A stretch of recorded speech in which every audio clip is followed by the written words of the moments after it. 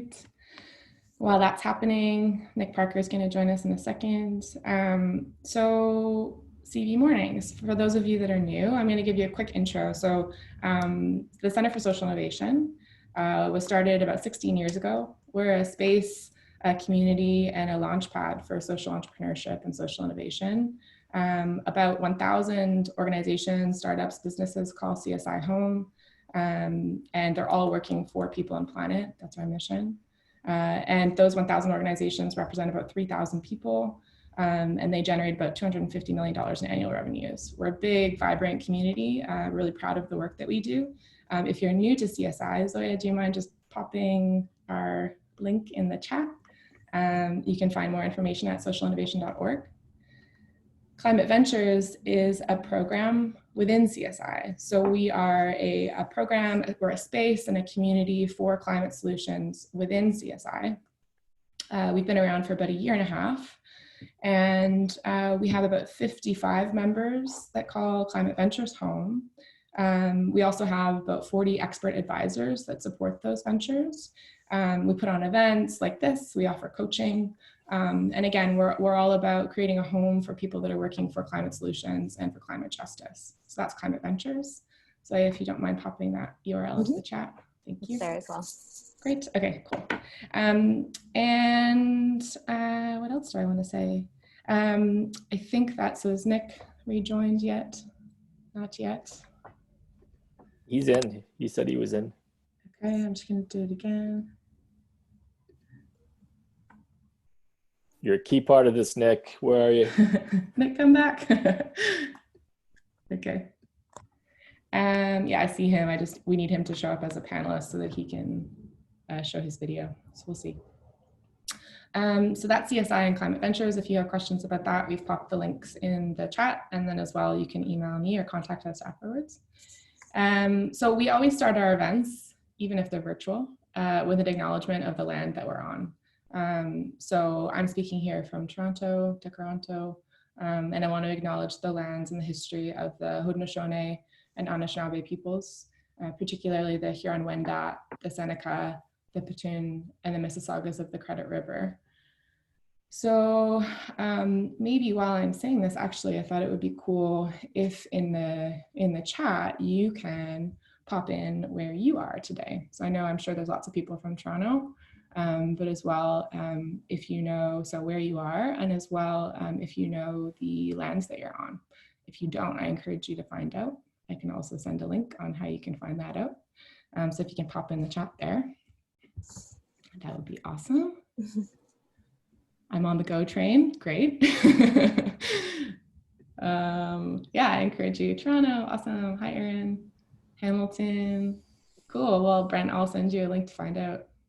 In Toronto with your daughter, great, awesome. So yeah, we're trying to make this as interactive as possible.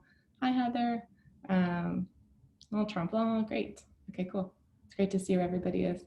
Los Angeles. Gitson, ooh, awesome. Hi, Natasha.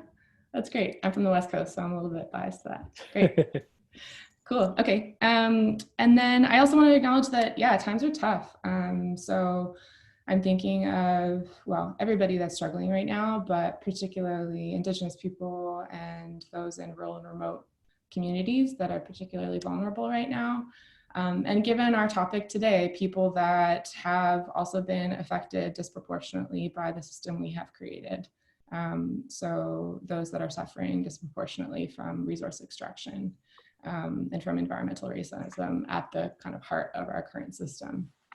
So I think it's also, as we're thinking about our topic for today in clean tech and talking to Nick Parker, and we're thinking about changing this system, what might a recovery look like? What might a just recovery look like as well? That takes that history into account and that takes reconciliation in the true sense of that word into account. So I just wanted to pose that question and acknowledge that before we start. Okay, I'm gonna pause again to see if we've got Nick back. So I keep on promoting him to panelist, but he's not showing up in terms of his video. Oh, okay. Tim Nash is also saying that the default chat option is just panelists. Need to switch to all panelists and attendees. The default, okay. Let's see. Okay, so we can only see that then. Thanks, Timnash. It should be set so that you can chat to everybody in the chat, but how about, I don't want to interrupt the flow. Is Nick there? He is. We can't see his camera, but he's there. And second. Okay, 1 sec, Nick. I think I got it. Make co-host, so you should be able to show your video in 1 second. You disabled my video. Yes, exactly. Okay, I think you can do it now.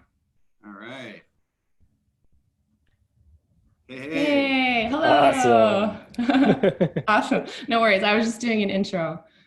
I heard it all, and I was with you for the whole time. Oh, great. Okay, awesome. Okay, well, welcome back. So this is Nick Parker, as you know. So I'll work on the chat. Thanks to Nash. But first, I'll pitch it over to our speakers. So we're just delighted to have Nick Parker with us. We've wanted Nick to come and speak with us for some time, so this is quite exciting. So our purpose today is simply to host a conversation with Nick and in a kind of like Q&A interview format with Barnaby. So Nick Parker, I'm sure many of you know him. Nick is a clean tech pioneer, been working at this for a few decades. Quite an impressive resume and bio, so I won't try to go through it all, but has been working at clean tech, as I said, for a few decades, has raised and allocated about $6 billion in money in funding for clean tech, which is amazing, is currently the chair of Procure Venture Management. And again, we're so excited to have him. Nick's going to be interviewed by Barnaby Geis, our Director of Programs at the Center for Social Innovation. Barnaby started Climate Ventures and has led our acceleration programs at CV. And so, yeah, we're going to do an interview style. It's already 8:44, so I'm conscious of that. For those that joined later, I've been alerted that our chat is just going to us panelists, so that's too bad. So I'll get on the back end and open that up. But 2 functions to alert you to. So, well, first of all, hi, I'm Shay, if you've just joined. Shay Sinnott from Climate Ventures. We also have Zoya Jiwa with CSI. And then we've got Barnaby Geis and Nick Parker, who will be taking over in just a second. You're automatically muted and your videos are off, sorry. But we're hoping that you can interact with us on the chat. So if you have questions for us or comments or reflections throughout, please add that there. On the other hand, we have the Q&A function. So I see a lot of people are posting questions. So these are questions that we're hoping our speakers can answer. So I'm encouraging you to go there because you can upvote questions, which is excellent. And then we can also answer questions by typing them. So that's that. Did I miss anything? Just a public service announcement from Tim Nash, who says that each person can change their chat option on their own, just above where you type in chat. Yeah, cool. Okay, that's what I figured. Thanks, Tim. So if you want everybody, I just encourage you, if you want everybody to see, then we've got all panelists and attendees, or everyone in meeting, and that's the option. And then, oh yeah, and then I wanted to do just a couple questions to get us talking. Sorry, I'm going a little over here. So you're going to see something called a poll pop up. So first question, are you a CSI, Center for Social Innovation member?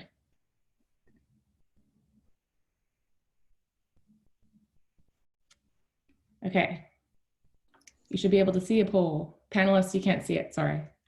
Are you a CSI member? Yes or no? I'm gonna give you 5 more minutes, or 5 more seconds.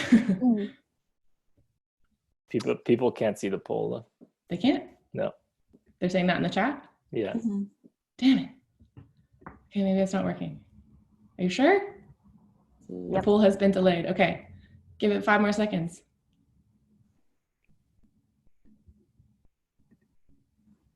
There we go. Not working? Did it work? Yeah. Now I do see a poll. Seems to have popped up. Okay, share results. No. Okay, that one bombed. Let's try one more.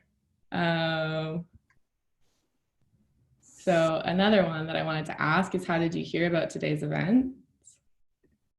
So I'm going to launch the poll. There might be a little bit of a lag. So how'd you hear about today's event? Can folks see it?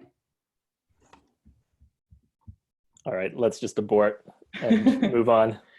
You can't see it? No. No? Okay, too bad.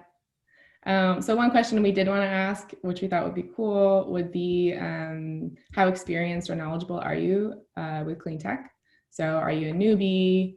Are you pretty experienced? Have you been at this for a long time? Or perhaps did you coin the term? So with that, I'm going to pitch it over to Barnaby and Nick, who will take us away, and we'll be back with some questions from the group. Okay. Awesome. Thank you, Shay, and thank you, Zoya. Nick, I know you're using your phone now with some hardware technical issues on your end. So if you can just speak up so we can get the full audio, that would be amazing. And Nick, very excited to speak with you today. When I speak like this?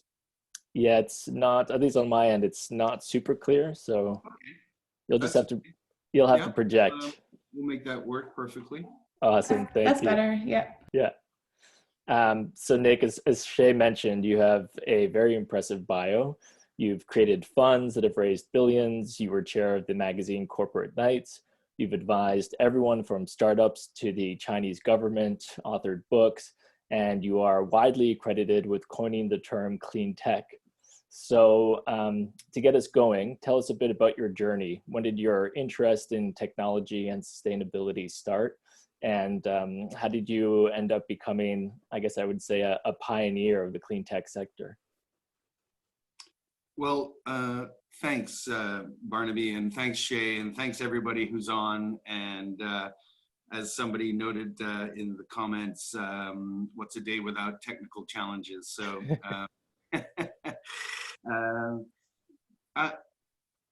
it has been a long journey. I've been at this for over 40 years, since I was a teenager. I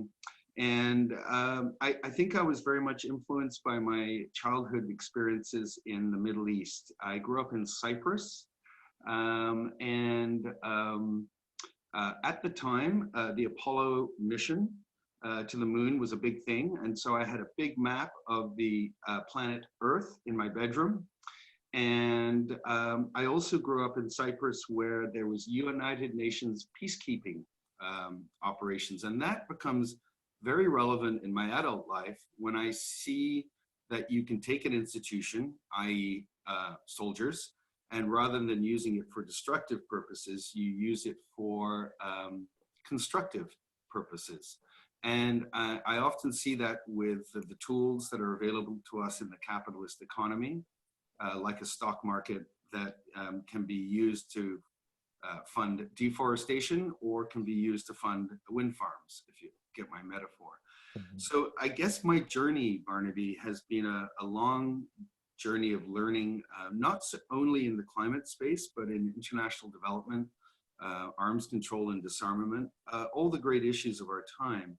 And the person that most influenced me and basically supported me when I was interested in making a difference and using the market economy to do that was a guy called Maurice Strong. And I would guess that half the people on this call would know that Maurice Strong is one of the great Canadians of the 20th century and put sustainable development on the world map.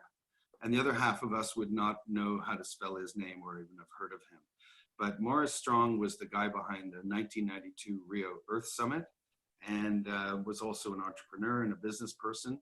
And before we had impact investing and social enterprise, he was the first business person I ever met who understood that business could be a force for good. So that was how I got going. And it's been a sort of a long journey to come into the clean tech space, which I see as just one way of addressing the challenges that we have. Yeah. Awesome, thank you for that. And with such a long and varied career, I imagine that there's been some particular highlights or moments that stand out of your career. And I was wondering if you could share one of those. Can I give you the good ones first? Yeah, let's start with a good one and then maybe a little heartbreak or hard lessons after. Well, I think there were two things. First of all, you're right. I am blamed with coining this term clean tech, for better or for worse. And along with another person who co-founded the organization Clean Tech Group with me, we put on the first ever investment forum in 2002 The first one was actually in Toronto, and the second one was in California, in Silicon Valley. We had no idea if anybody was going to turn up. And lo and behold, in 2002, a year or so after the first internet .com bubble burst, we had over 300 people sitting in the room at a venture forum focused on clean tech. And I remember looking at my co-founder and him looking at me and realizing, game on. We were responding to a need, and investors were interested. And whether they were single, double, or triple bottom line, they were there to participate. So that was a huge moment for me.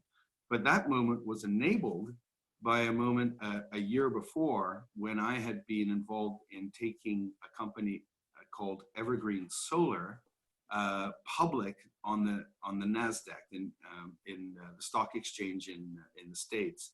This was the second ever solar IPO, when there was a 0.5 gigawatt of solar installed worldwide. And I remember taking the CEO around New York and talking to the analysts who were potentially going to invest in this initial public offering. And they had no idea what the word PV meant. They thought present value rather than photovoltaics. And there was literally no literacy on Wall Street or Bay Street or anywhere around renewable energy and solar in particular. So it was a major event to get a solar company public, the second ever solar company that went public, and it was a milestone achievement, and I was very proud to be involved with that. Amazing. And Nick, not to break the flow, but and not to waste too much more time on technical issues, but your camera is frozen, so I just wondering if you could turn your camera on and off quickly on your phone and just see if that gets us back on track. Great, thanks, Barnaby. Yeah. Folks for noting that. Yeah, there we go. Yay, awesome. Yes, all right. There we go. Frozen on the questions on the screen. Perfect. Nice to see your animated body, and then my second part to that question was one of your heartbreaks or hard lessons along the way. Well, I think one of my heartbreaks is actually more recent. I mentioned the name of this guy, Morris Strong, and when I had exited the cleantech group and was looking for what else I could do to make a difference, in addition to working with corporate nights and a few things here in Toronto, my great mentor, this guy Morris Strong, said, look, the future of the planet is going to be decided in China. It's the world's biggest market for clean tech, and I've been developing relationships here for 40 years. You're Mr. Clean Tech in the West. Let's do something significant. And so we set out to solve the problem of how do you take ideas from one place where they may originate to where their highest and best use may be, which may be somewhere else, often in global emerging markets, from a mission or a monetization standpoint. But the problem of tech transfer and cross-border business development is very problematic in the clean tech space and elsewhere. So we decided that if we could crack the code on this in China in terms of figuring out how to facilitate cross-border commercial clean tech cooperation, this would be something very worthy doing. So we put our own money up, and because we weren't sure if we could do this profitably, and we didn't know if we should take other people's money. And we spent 4.5 years developing a novel approach to things in China. And it was extremely painful because China is complicated and this is a complex issue. And literally just before, after 4 years of effort, we thought we were about to launch a $200 million fund because we'd proven how to do this. And we'd come back from China with a $100 million check from a newly created state-owned green bank. And 2 weeks later, Canada, as a result of its treaty obligations with the United States, arrested the CFO of Huawei, the Chinese telecom company. And that brought any prospect of doing anything with the Chinese to a grinding halt. And given the importance of China to climate change, given the size of China as a clean tech market. And given the effort that we put in, it was massively disappointing and has cost us a lot of money. And I would say my second big disappointment in recent years has been the loss of nearly 30 million of cap and trade money. And I'm sure I'm not the only one on this call. That was going to be used to create a sustainable real estate fund in Ontario. And that set us back significantly. So I guess geopolitical things can certainly get in the way of well-laid plans. Yeah, thanks for sharing that, Nick. I have many more questions on that story alone, but I'll keep us moving. It's hard to imagine the kind of pain and frustration that something like that would bring. But since we're on the topic of heartbreak, now is an incredibly tough time for pretty much everybody. The level of uncertainty is just kind of through the roof. And at Climate Ventures, we work with many early stage clean tech startups, and the COVID pandemic has pretty much changed everything almost overnight. In many cases, investment is gone, clients are pulling out, cash flows become very tight. So I'm wondering, what do you think this pandemic may mean for clean tech specifically, but also climate action more broadly? Well, isn't that the $64 trillion question? Like many of us, I've spent the last month both trying to sort of keep myself stable, trying to deal with immediate matters at hand, and now turning myself towards what does this really mean longer term. Let's unpack this in two ways. First of all, what does it mean for climate writ large? And what does it mean for clean tech startups and entrepreneurs like many of us on this call? I think from a climate standpoint, we've just bought ourselves 4 or 5 years. We know from the numbers that we needed to, in this decade, reduce emissions by 7.5% a year, every year. And that is the only time we've ever accomplished that in modern history was when the Soviet Union collapsed. And so we are ahead of schedule. That's the good news. We are probably buying ourselves another 3, 4, 5 years of time. If you look around the world, the Europeans have just agreed yesterday to stick with their Green New Deal strategy. The Chinese are not stepping up and are unfortunately powering up their coal-fired plants. That's what it looks like. So that's not encouraging. And then in the US, I guess the good news is that it looks like the Glasgow Climate Summit will be delayed from November. And if that's the case, then that gives us a chance to hopefully have a new government in power in Washington. And if that's the case, then all prospects change. But I think from a systems standpoint, in terms of the global system being able to make the decisions we know we need them to make, I think it's highly unlikely we're going to get the results we want in the next year or two.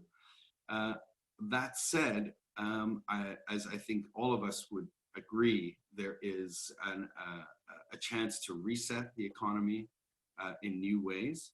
And as I said, at least in the short term, we bought ourselves some time because we've probably got about a 90% reduction in carbon this year.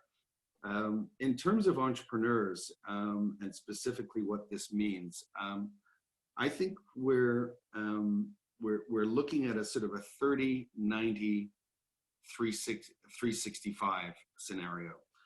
30 days, the next 30 days, as we know, for those of us in Ontario, it's basically buckle down and hang on while the first wave of the pandemic really washes over us. The second wave is to keep things together over the next 90 days and hang on. And then beyond that, I think it is the great rebuild that we're all hoping. And I know we've got more conversations around that, so I'll come back to that. Maybe there's questions, but I think that long term, this is absolutely very, very good news for clean tech. Short term, it's misery. Maybe I could chime in because we've got some related questions from the group. So you've covered it, but I just want to make sure that we voice this. First question from Barb that has lots of upvotes. So whether you believe changes in policy, tech, business processes, and behavior during this crisis will prove to be sticky enough to encourage significant positive long-term changes. So you've kind of answered that. But relatedly, if we're not thinking about the specific kind of crisis-born policies, tech, processes, then could the will be sustained and directed to solving the systemic issues? What would it take? So I just wanted to voice that from Barb and Wayne, and thanks for asking those questions. Well, I just want to hop in with one more thing before bring Barnaby back in around what Barb was just bringing up. The other thing that's perhaps gone unnoticed in the last couple of weeks is the bursting of the carbon bubble. And I think Tim Nash is on the call and he's alluded to this, but this is the great sell-off of their inventory by the Saudis and now the Russians. Many people view this as the carbon bubble bursting, as these guys, and it's mainly guys, see the end of the oil world and are trying to dump their inventory before it's too late. I'm not quite sure that's 100% accurate, but it is going to put a major dent in the US fracking industry and a major dent in the oil and gas industry in general. And I think where this helps us is there's much more predictable cash flows out of renewables. And I think for investors who are worried about carbon asset bubbles or fluctuation valuations or whatever, renewables are going to become much more attractive asset class in general. And the economics are only going to get better. So I think the bursting of the carbon bubble, if that's true and what's happening, is equally important as is the pandemic. Thanks, Nick. Building on that and some of the questions that people have shared, I want to dig a little bit more into the recovery aspects, because what's keeping me up at night, besides COVID-19, which I wake up to thinking about many times throughout the night, I think about what the recovery looks like. And so, one thing this has shown us is that there absolutely is and always was trillions of dollars available for climate action. As soon as governments deem something an emergency, which shows us they were not treating climate change as an emergency, we've seen these fiscal and monetary bazookas being used everywhere around the world. So to me, this presents this opportunity where we can use this massive stimulus for long-term, for a short-term recovery, but as also long-term prosperity and sustainability. But my fear is that, this is what Naomi Klein refers to as disaster capitalism, that, and we're already kind of seeing it. The Environmental Protection Agency has stopped enforcement of environmental laws in the United States. The federal government in Canada is almost certainly going to bail out the tar sands, which is just unconscionable, considering the tar sands have been economically unviable for a long time and even before this crisis. So I'm really concerned that instead of heeding the lessons of this crisis and using this opportunity for that long-term growth, the government's doubled down on extractive capitalism to grow the economy quickly in the short term, which would be disastrous because we know that this growth would be temporary. And so the governments would not get the kinds of revenues needed to cover these deficits. And then there would not be the kind of appetite to take on more debt and more massive spending on anything like the scale needed to fight climate change. So just wanted to get your thoughts a little bit more around how do we organize and mobilize around this recovery, which I think is maybe the only silver lining. Is it's really this huge opportunity for us. And the second part after that is I am curious what's keeping you up at night as well.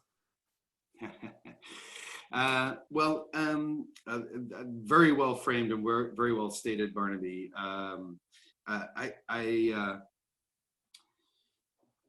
I think the first thing that we need, a couple of things. First of all, clean tech emerged in the 2000s when Bush was in power in Washington, D.C.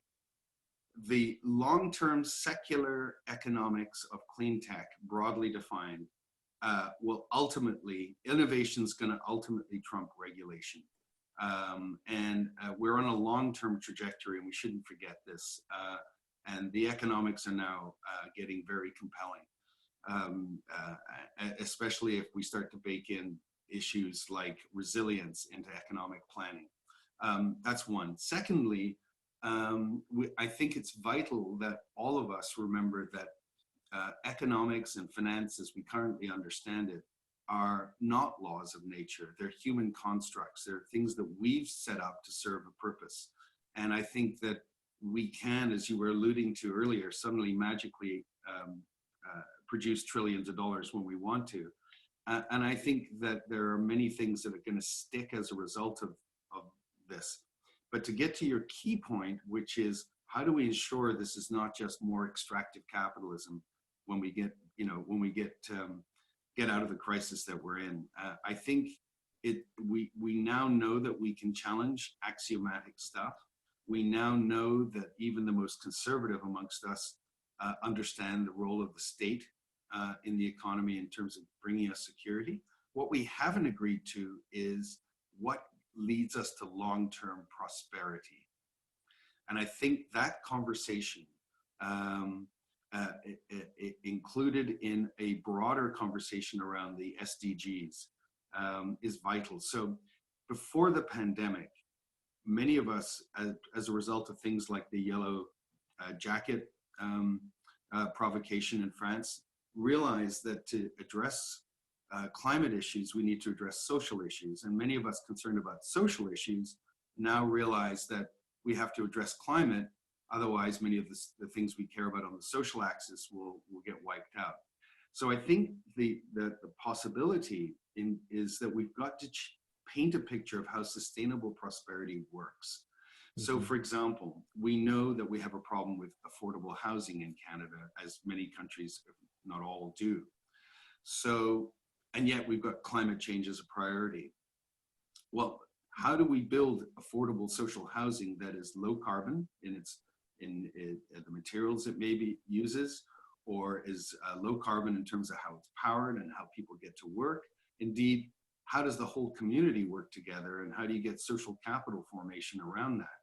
So I think in terms of getting where we want to go from a climate standpoint, it's not just about beating the drum of more renewables and more this, more that. It's more about systems-based solutions to major secular problems that exist where we can get a low carbon outcome at the same time. I think that's critical to getting decision makers in this public sphere on side. The second thing that I think we absolutely must do is the capital providers. And that is primarily our institutional investors, our pension funds and our insurance companies.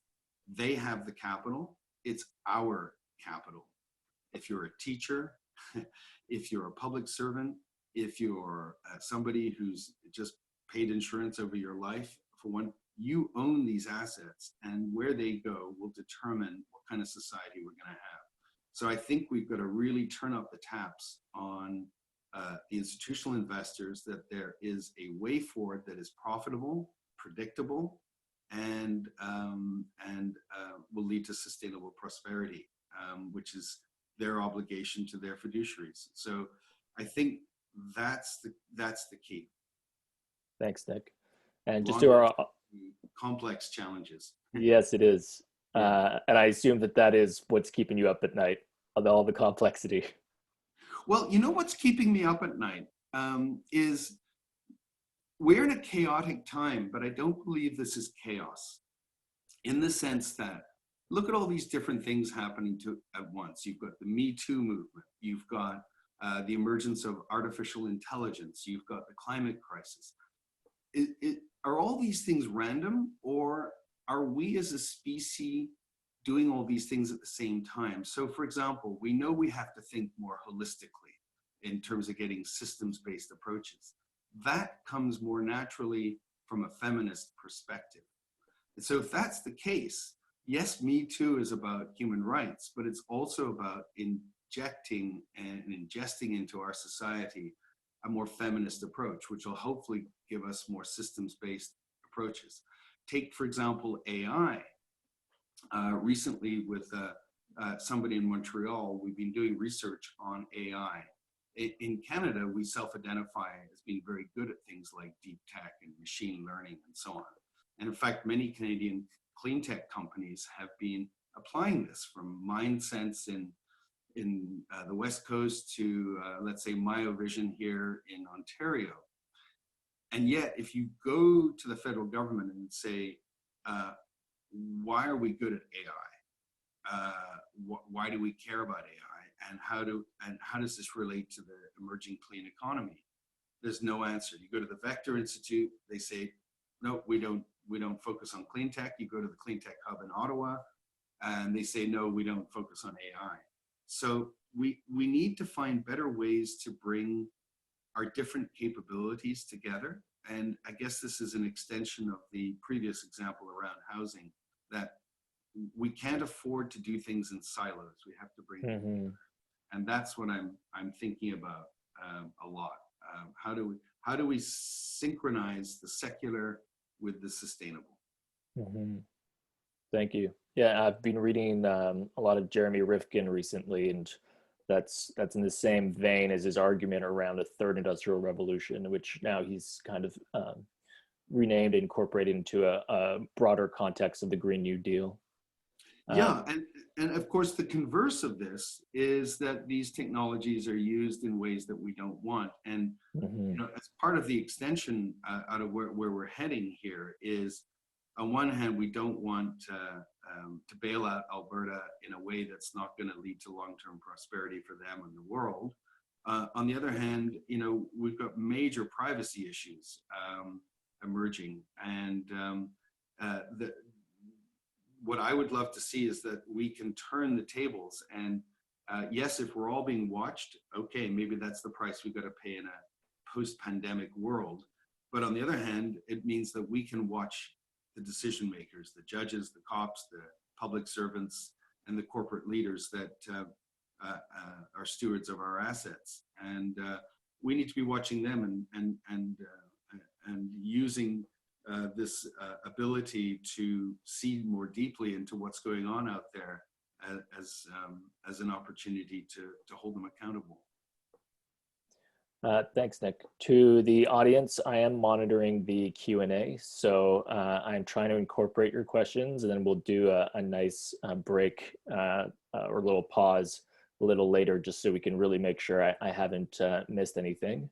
But this is building off of one of Tim Nash's question, where he was asking about the impact of the Great Recession, 2008, 2009 on clean tech. And my question was kind of following that, and it was that clean tech entrepreneurs raising investments is challenging. Venture capitalists in the US are still piling money into software and apps, and clean tech startups are attracting about 15% of overall investments. So, of course, now we have COVID-19. And on top of that, just to spice things up, the last time venture capitalists invested heavily in environmentally focused technology in the so-called clean tech boom, people lost a lot of money. So when you combine these things, I mean, though I feel there is certainly a shift happening, but I'm wondering what the investment sentiment in Canada was prior to this crisis, and what do you think needs to happen to get more dollars going into the tech that actually matters? Oh, all these easy questions. Thanks so much, Barnaby. There's so many different things to address here. You're quite, Tim, and you were quite right that in 2008, a lot of the stimulus that came out of the financial crisis in 2008 was focused on clean and green, particularly in East Asia. 85% of the Korean stimulus went into that. But globally, about 50% of the $3.5 trillion put into the global economy in 2008 was meant to be clean and green. And in fact, you know, if you even look at the Trump infrastructure plan, believe it or not, over 2/3 of it is green bond eligible. I think the point is, it's not about shovel ready. It is a redesign issue, and I think that's what we've got to look at. Yeah, much more assiduously. I'm not personally a huge fan of the new Green Deal, the big Green Deals, or whatever we want to call them, that require a huge amount of public sector money. I don't believe that we need to indebt our children and grandchildren to get the green economy going. I believe we have to change the rules of the game, everything from building code to financial disclosure. I think will drive markets. We've got to make markets work rather than constantly patching for market failure.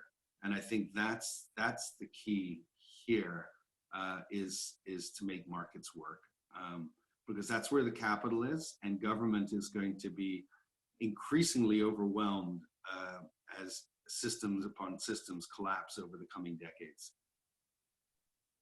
Thanks, Nick.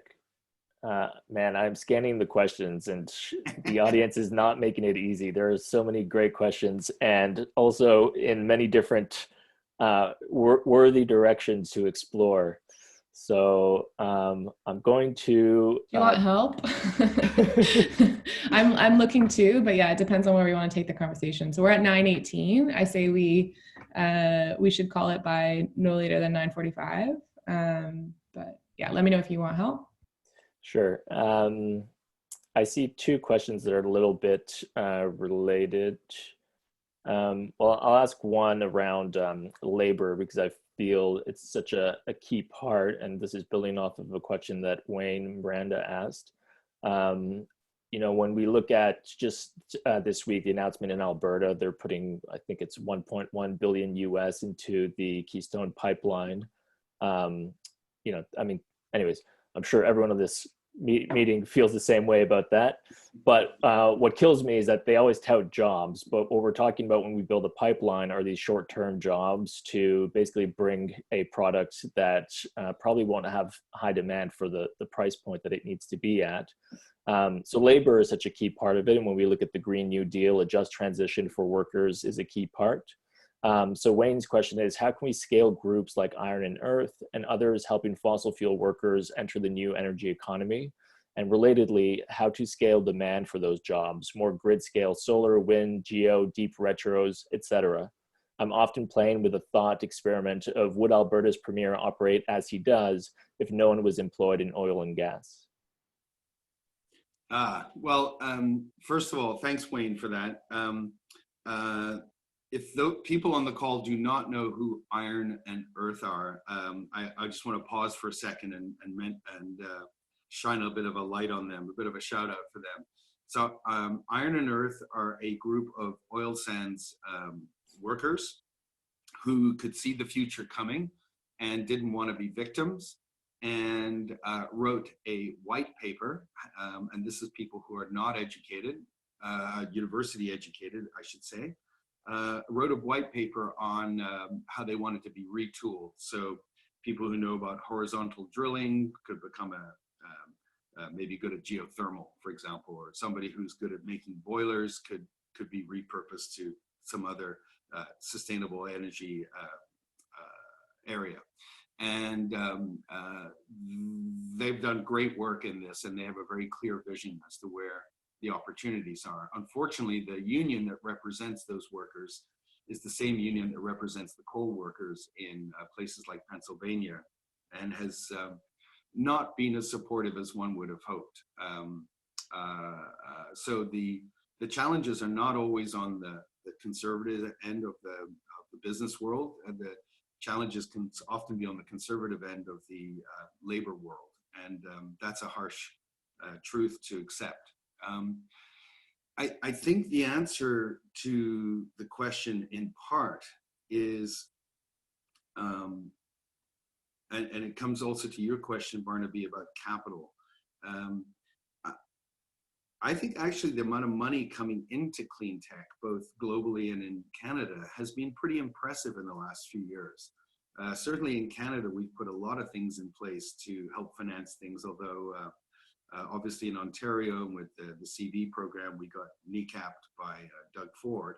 And then globally, you know, for the last 2 years, over 30 billion has gone into clean tech startups each year. And for a while, that would have represented 5 years worth of investment in the 2000s.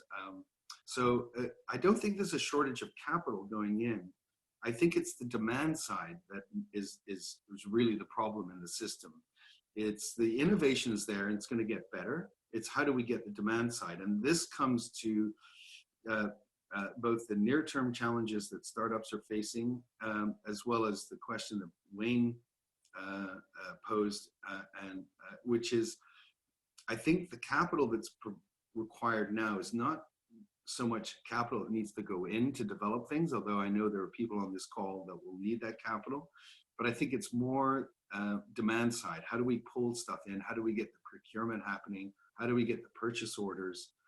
And I think that's where government can shape markets to make it work. We also need what I call systems-based financing. Often if you're a startup, you raise your first check on your balance sheet, and then you're still running around trying to get project finance or lease finance or some other kind of financing. So I think investors need to be coming to the table with what I call systems-based financing, where you get both innovation capital and deployment capital. And I think we need both of those in packages. And I think there's an opportunity there. And this is where the impact investing space, I think, is now going to converge much more with the clean tech space than ever before. And we need to bring the impact and clean tech worlds together. And then the last thing I would say is we've got to make sure that all this rhetoric by chief executives around purpose and all this gets translated into their CapEx budget. So the metric, that really matters is, where are you putting your capital expenditure if you're a corporation? If you're putting $1 billion into clean tech, that sounds good.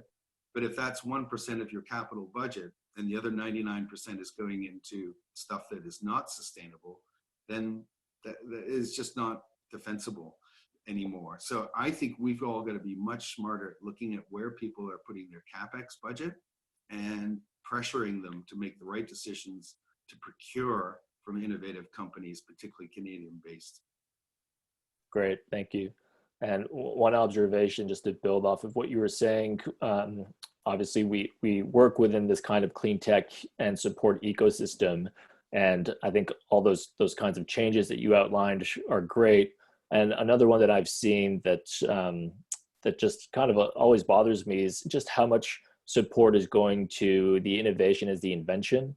So when you look at a lot of the government funding programs, it has to have IP, it has to be exportable, and there's just not a lot of support. And this is something that actually sets climate ventures and earth tech apart, going to the innovation as the implementation. So adapting proven clean tech solutions, or low to no tech climate solutions for that matter, and getting them scaled as rapidly as possible. I think you're making a great point here, and I think it is increasingly about the business model and about adaptability and so on. So if I may make a couple of very quick points on that. So I'm involved with a company in San Francisco in the Bay Area. It's a Clean Tech 100 company, and it's one of the few that is both founded and led by a female entrepreneur. They're into hyperlocal air quality management and hyperlocal air quality management. So and they're scaling quickly. Boom! Suddenly the pandemic hits.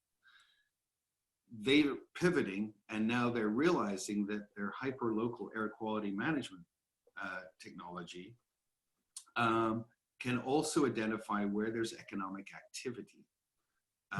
And the proxy there is CO2 emissions. So if you overlay where the pandemic is breaking out with where there's economic activity through the CO2 proxy, you can then target resources in addressing the pandemic. This may be a complex way of explaining something, but what I'm trying to say is this company is now, the phone is ringing off the hook, to use an old expression, by municipalities and all over the United States looking for their technology, which they hope will not only help dampen down the pandemic, but also ultimately lead to better investments related to eco-justice, i.e. serving those communities which are suffering from the worst air quality and the pandemic at the same time. And I would like to just point out for all of us that, last year the world lost 3.5 million people to toxic air, over 1 million people in India alone. And I think we've got to recognize that two things. One, already air pollution kills more people than the pandemic will ever likely kill this year or going forward.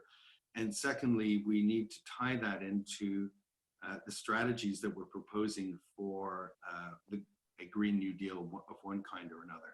Sorry, I got a little out of hand there, but I was trying to make a point that we can pivot and some of our companies, and we need to be imaginative. And if we're in a state of anxiety, we're not going to see that opportunity. So we need to take a chill pill, buckle down for the next 30 days, and imagine how we can be even more relevant in the post-pandemic economy. Mm-hmm. Thanks, Nick. I'm going to ask this question, and I'm trying to incorporate a few questions from the audience. So the question is around some of the main trends that you're seeing. I think you've touched on it a little bit, but wanted to go a bit deeper on that. So the trends, maybe some of the big kind of gaps and opportunities, some of the pulling from the audience. Aki was asking about nuclear, which, as you know, is one of Bill Gates' kind of talking points, nuclear 2.0. And Sandra was asking about blockchain technology. So, and hydrogen is a constant source of debate. So, wondering, some of the trends you see and maybe specific technologies you'd like to call out. Yeah, it's very interesting. 3 areas are back and in big favor. Hydrogen is making a reappearance. Nuclear, as you pointed out, and that's not your mom's or dad's nuclear. It's very difficult, very, very, very, very different stuff, whether one likes it or not. And then the third area that's in is carbon to value, and not carbon sequestration, but how do you create value from repurposing carbon, from soil regeneration to making concrete or cement. I think there's a couple of other areas of opportunity, and then I want to come back to one thing related to jobs, which I forgot to mention earlier. So I think in terms of opportunity areas, it's you mentioned this already earlier. I think business models. The most successful solar companies today are not ones with breakthrough solar technology.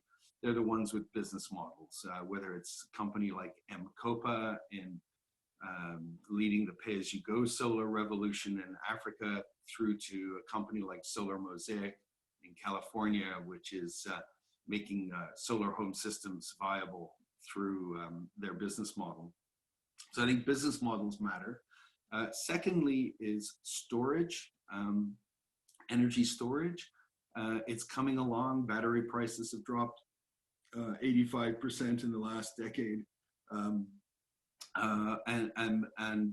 the ability to have cheap storage and microgrids and decentralized power, I think is the way we're going for a whole bunch of reasons.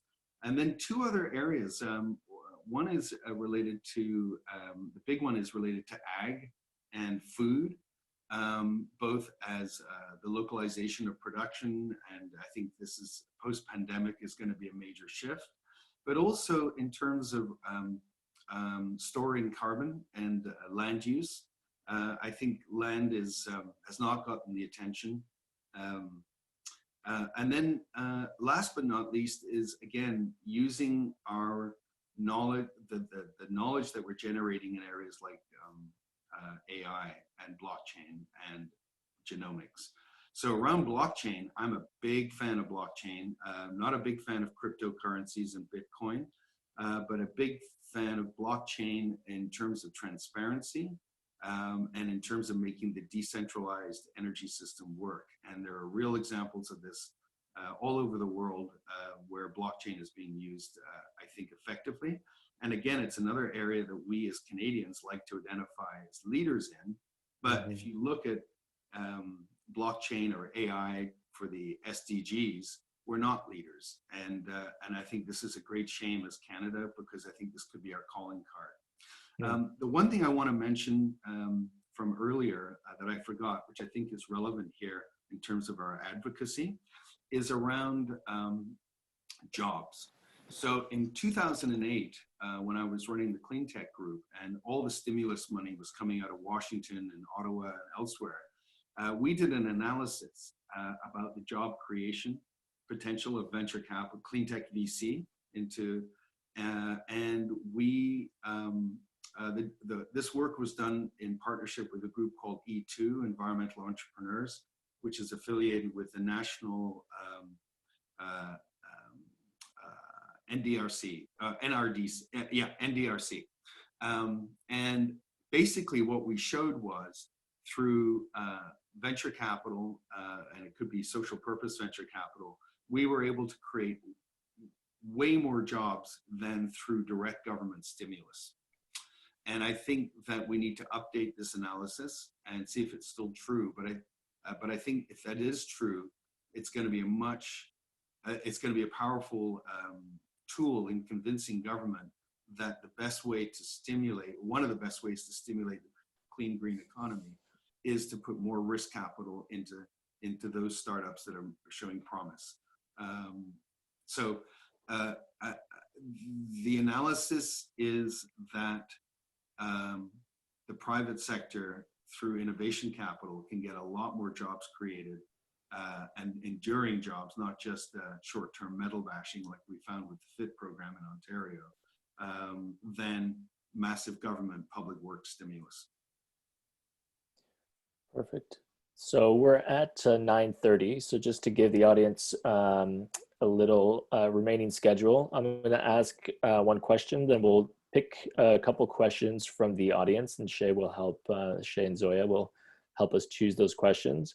And then we'll end, I've got a couple more, well, on a more personal note, I've got a couple personal questions for you. So we're not all business here. And so my question, which it's kind of come up actually many times through this conversation, it has to do with the role of the kind of world's biggest companies, banks, tech giants. They've all been making these, well, I mean, up until a few weeks ago, they were all making very ambitious climate pledges and seemingly taking climate change more seriously than ever. We saw at Davos, for example, that the top 5 concerns were environmental. So what do you think is real? How do we avoid greenwashing? And how do you feel this pandemic might weaken those ambitions? And how do we guard against that?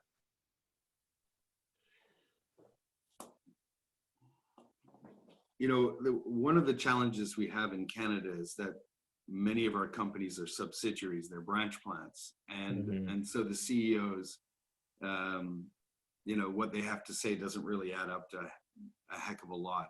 I think we've got to play to our strengths. You know, for years, many of us have talked about the natural resources industry as being able to do better. And you take a company like Teck, which had their big frontier project closed down. They're a huge mining company, and they're quite rightly under the spotlight for what they're doing. At the same time, they are sitting on a ton of innovative technology which could be brought to market, and I believe they can do much better than they already are. So I think with corporate leaders, we have to hold their feet to the fire in terms of what they're now saying. You know, 10 years ago, they weren't saying the things they're saying now. Now they're saying the right stuff. Now they got to do it. So I think we can hold their feet to the fire, and I think we can call them out now much more. But we've got to be smart, and we've got to know how to look at their financial statements and call them out on things like capital expenditures.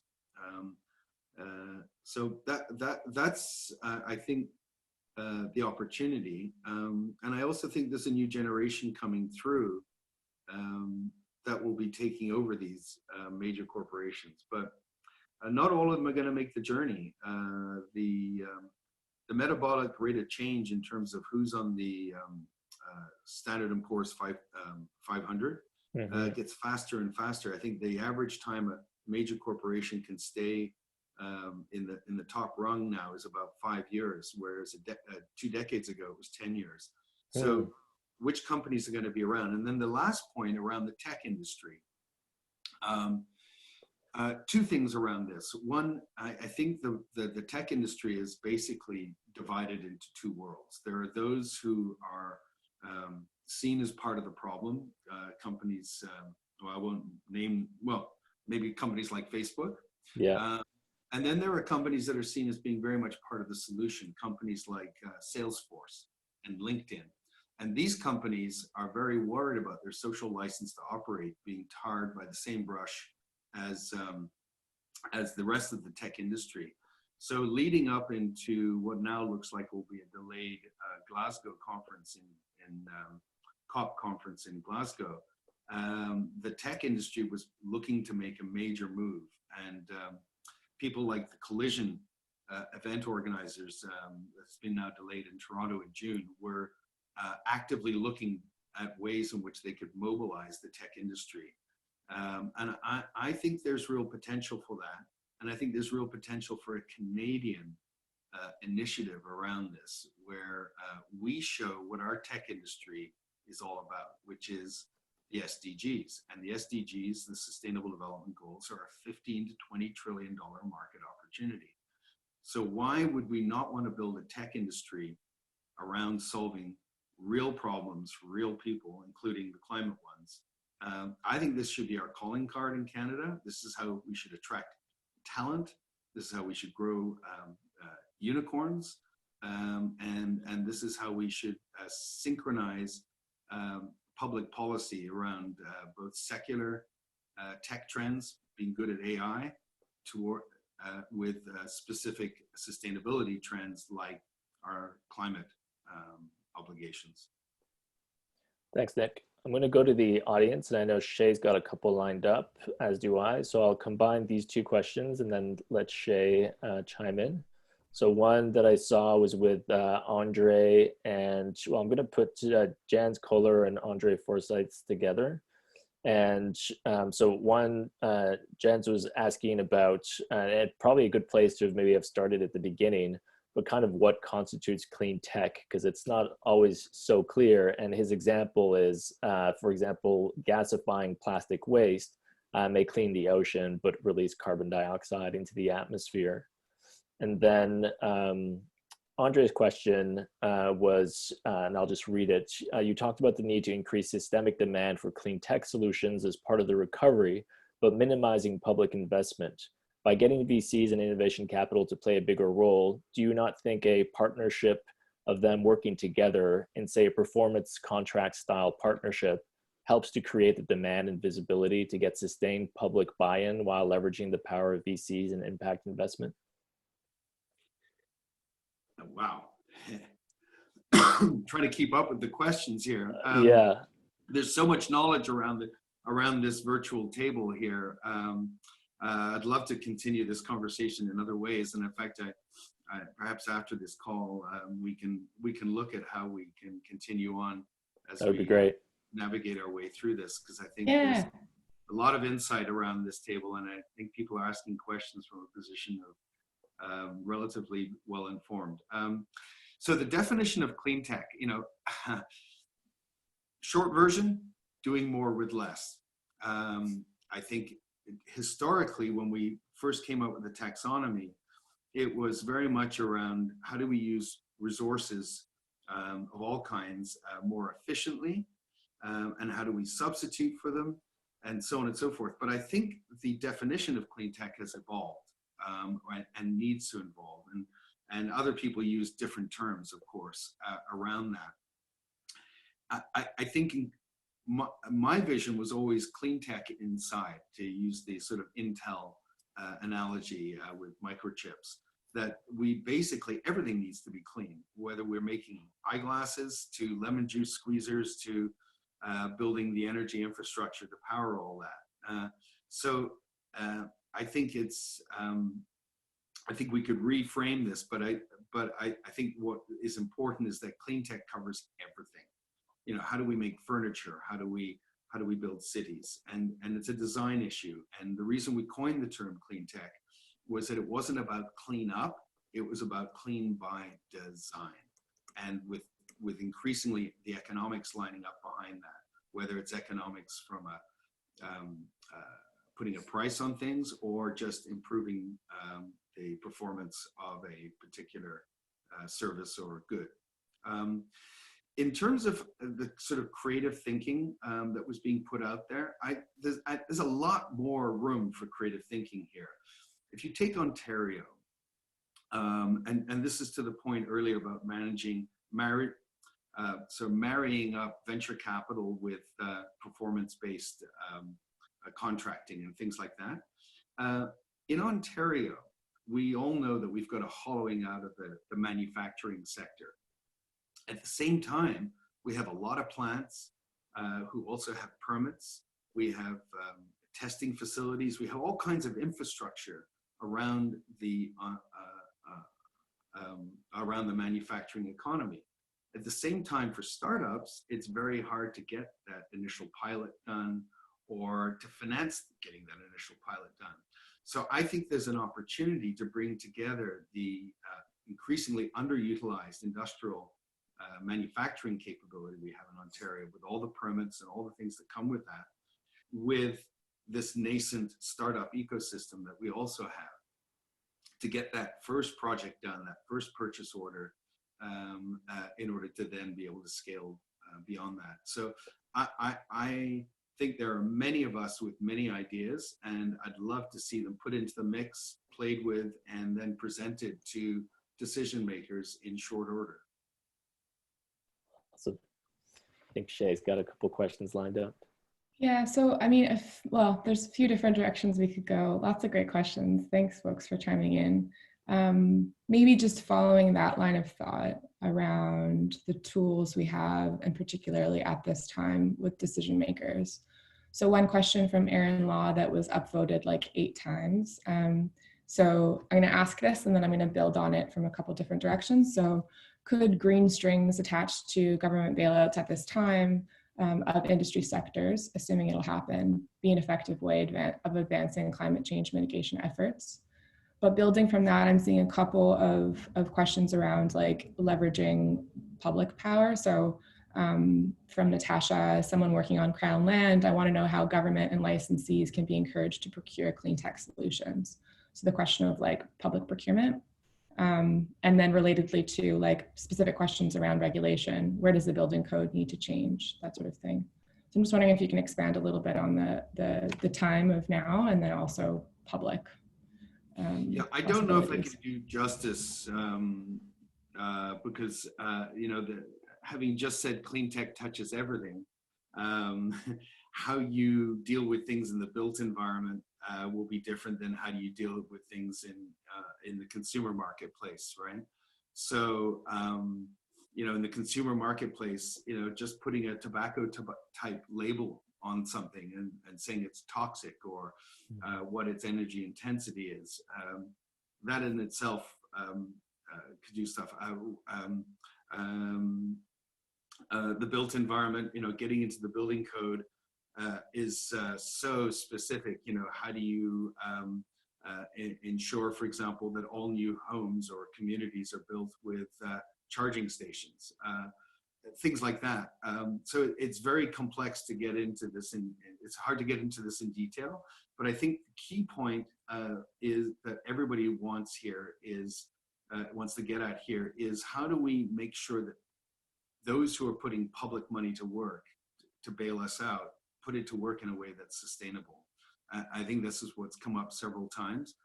I'm relatively speaking impressed by our political leadership, including the opposition parties, at how they rallied around government. And including conservatives around the Liberals. But what I'm not seeing from the left is a demand for the stimulus to be tied to green outcomes. And I'm not seeing this in Ottawa. And I think the NDP has a big role to play here in this, but they need to be smart. And I don't think they have the policy capability and the research capability. So they need to steal ideas and take them from the rest of us. I'm not anti-liberal. I'm not betraying my own political values here, but I'm saying that we need an advocate in Ottawa, at Queen's Park and elsewhere, that is going to be well informed with good ideas and can ensure that, as the Conservatives did, that, you know, while they want to support the federal government to move quickly, they're going to try and hold them accountable. And I think we know the Conservatives in Ottawa, at least right now, are not going to hold the government accountable from a green standpoint. So that leaves the job to the NDP. And so far, I haven't seen them step up in a way that is commensurate with the challenge in front of them. And I think we've got to support them rather than harangue them. Also, a comment and a question from me, building from that, would be, should this be left to political parties in your answer, or those that are typically involved in advocacy and activism? Or what's the role for organizations like ours? Or I know like OCTIA, the Ontario Clean Technology Industry Association, in pushing for a just recovery. And so I think it's like people that aren't typically involved in this kind of advocacy, what's our role and how do we play it effectively at this like key moment? So it's just a question for all of us, I think, right now. Yeah, so part of the challenge we have in Canada in the civil society is that we don't have enough intellectual firepower. We don't have the think tanks and the that Americans and Europeans and others have. And so I feel that sometimes from an advocacy standpoint, we're a little weaker than we should be. I think people like Linda Cody getting the job at Pembina, just announced a couple of days ago, is good news, but we're too fragmented. People don't realize the size of the clean economy and the size of the political parade to get behind, because we've got so many different initiatives in Canada that are fragmented and industry associations that are too small. So I think somehow we've got to aggregate this and show political and public and other leaders that the clean economy is a lot bigger than people realize, and the job creation potential and the vote potential is much bigger. So I think we've got to frame this somehow. And I don't know if I could get off this call and go online and have a look and say, just how big is the clean economy in Canada? I don't think we have a data point on that. So I think we've got to get much better at pooling our resources, making our policy advocacy more sophisticated, not just a charter of principles. And then we've got to be better at finding ways into the leadership inside places like pension funds to help us advocate for this. We've got allies out there. We've got the tourism industry. We've got the insurance industry. We've got many other sectors that are advocates of the clean economy, and we need to pull them into what we're doing. Thanks, Nick. There's been so many great questions, so I'm heartbroken that we can't really just go through them all, but we will. We're close to the end, so to keep us on track, I'll just end with two more kind of personal questions. One, which I thought might be interesting to people on the call, especially people maybe starting their career or considering a career change. I was wondering if you were to start your career today and you were not the Nick Parker of decades of experience, but new to the market, but still possessing the vast knowledge that you do somehow, what do you think you'd do, and where would you focus? Oh, wow. Well, first of all, I'm unemployable, which is why I ended up being an entrepreneur and an investor and an advocate. So I am not very good at the career advice thing. I I think we all need to be smart around technology. And if you're not taking courses at General Assembly or elsewhere, start doing so. Again, it's the integration of the sustainable and the secular. I would bring that in. Secondly, I would integrate I would not try and work at a progressive organization like MEC or something like that. I'd go into the lion's den. It's the companies that are finding it most difficult to make the journey that most need our help. And I think that's where the career opportunities are the biggest.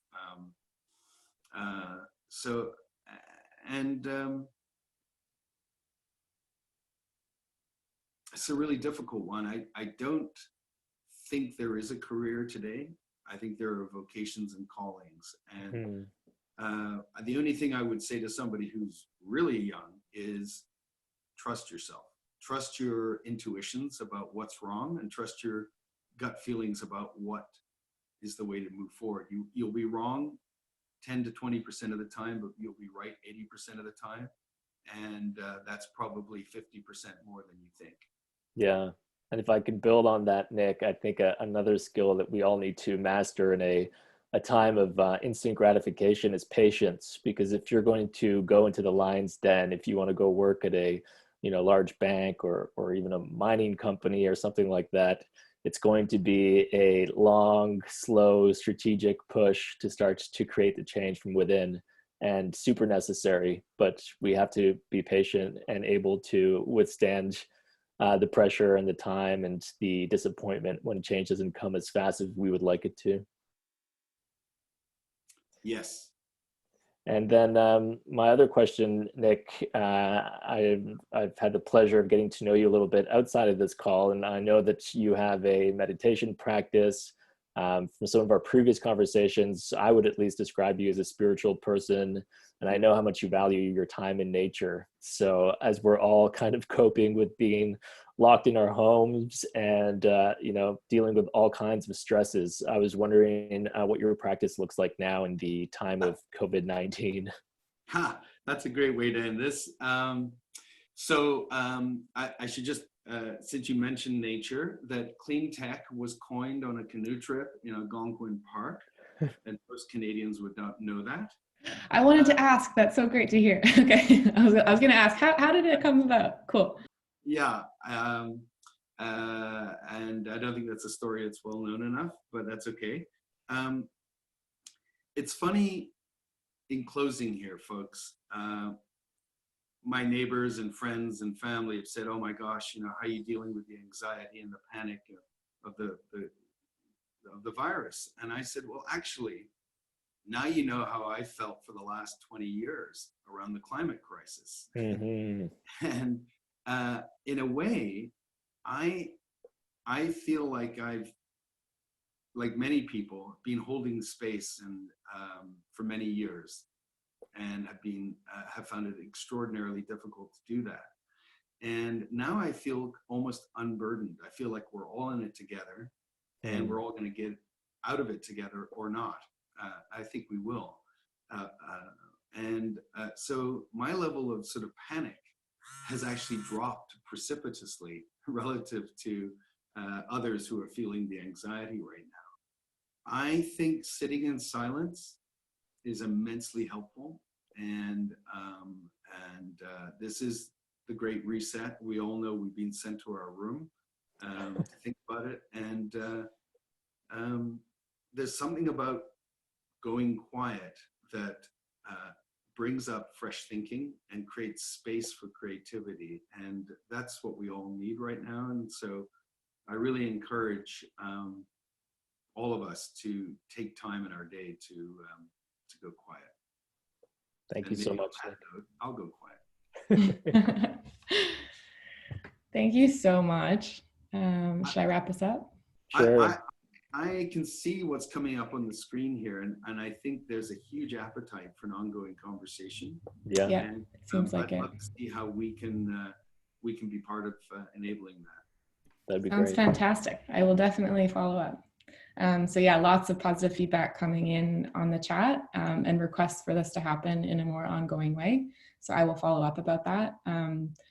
Massive thank you, quiet round of applause to Nick for joining us today, and Barnaby for your hard work and great conversation. I know that I'm leaving feeling quite inspired.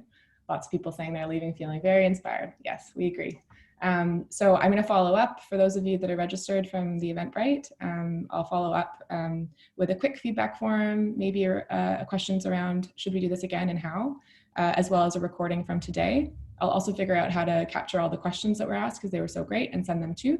And I'm going to pop some links in the chat right now. You can find more info at climateventures.org. Our email, you can reach me at climateventures@socialinnovation.ca. And I think that's it. Thank you so much. Thank you, everyone. Have a lovely day, everybody. Bye.